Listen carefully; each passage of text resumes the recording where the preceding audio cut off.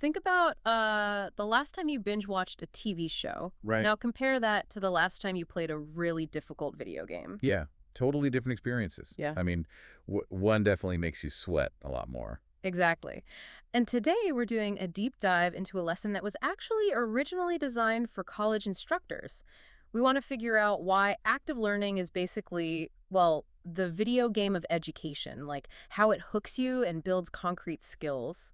Right, because when you're just passively listening to a lecture, the information just kind of, you know, washes over you. Yeah, but in a video game, you literally have the controller in your hands. You have to make decisions, think critically about every single move. And so if you're the instructor in this scenario, your job isn't to just play the game for them. I mean, it's to design the levels. Design the levels. Okay, I like that analogy. Yeah, educational researchers call this designing a community of inquiry. So it basically means you're building an environment where cognitive action thrives across three overlapping areas. Okay, what are the three areas? So first, learners engage with the content itself. Second, they engage with their peers, Right. which, brings all those different lived experiences into the room. Right. And third, they engage with the teacher. Who at that point probably stops just broadcasting and starts coaching instead. Exactly. The teacher becomes a coach. So if I'm picturing this, it sounds way less like a traditional lecture hall and more like a, I don't know, sports practice.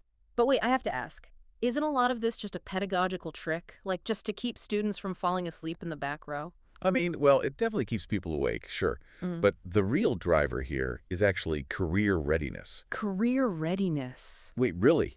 Yeah, because employers are constantly flagging these massive gaps in employment skills. Think about it. If a student only ever passively absorbs a lecture, they never actually practice communication. Right. Or problem solving. Or critical thinking, all those things required in a modern workplace. So active learning forces them to flex those exact muscles in real time. Okay, so let's track how that skill building actually happens in practice, starting from the individual level and then moving up. Yeah. Our sources talk about three specific strategies. Right. The first one being the Muddiest Point exercise. Yeah, where right after a lesson, the instructor just asks what the most unclear part of the material was. Right. It feels like a reverse pop quiz or something. It really is. Instead of the teacher evaluating the student is evaluating the material's clarity. And that forces them to pinpoint their own confusion. Which is huge. Oh, definitely. The cognitive load shifts entirely. Instead of just, trying to memorize what was said, the brain has to scan its own understanding for gaps. So you actually have to articulate what you don't know, which, that's a surprisingly advanced communication skill. It is. And once you figure out your own gaps, well, then you introduce other people into the mix. Okay, and that's where the second strategy comes in, right? The think, pair, share model. Exactly. You think alone, you hash it out with a partner, and then you share with the class. And anyone who's been in a classroom probably knows those basic steps. But looking at the sources, that solo think phase seems like a built-in safety net almost. How so? Well, it gives introverts time to process before just being put on the spot in front of everyone. Yeah, that's a great point. It gives the brain time to formulate an internal schema, without that immediate social pressure. Right, right. But the real friction, where the growth actually happens, is in the pair phase. Because you're having to talk it out loud.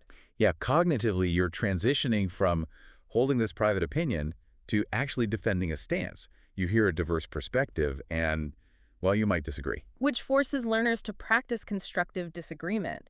And again, back to your earlier point, that's another really critical workplace skill. Absolutely. Which naturally scales up into the third strategy, tackling full systemic problems using case studies. Right, putting students in these deliberately mixed groups to navigate something messy. Like an organizational change or something similar. But you know what stands out to me here? What's that? The role of the instructor is totally counterintuitive. They do all their heaviest lifting before the class even starts. Oh, for sure. Curating the case, balancing the groups, all of that prep work. Yeah, and then during the actual class, the instructor just kind of steps way back. They do. They just provide feedback while the learners do the heavy lifting of analysis and building consensus. It completely flips the classroom dynamic. It goes from mere consumption of information to active contribution. So you go from being the audience to the player.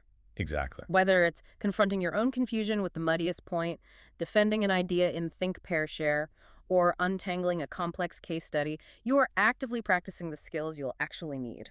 The learning literally becomes the doing. I love that. So we'll leave you with this final thought. If these active learning strategies are so effective at turning passive listeners into skilled problem solvers, how could you apply them outside a classroom?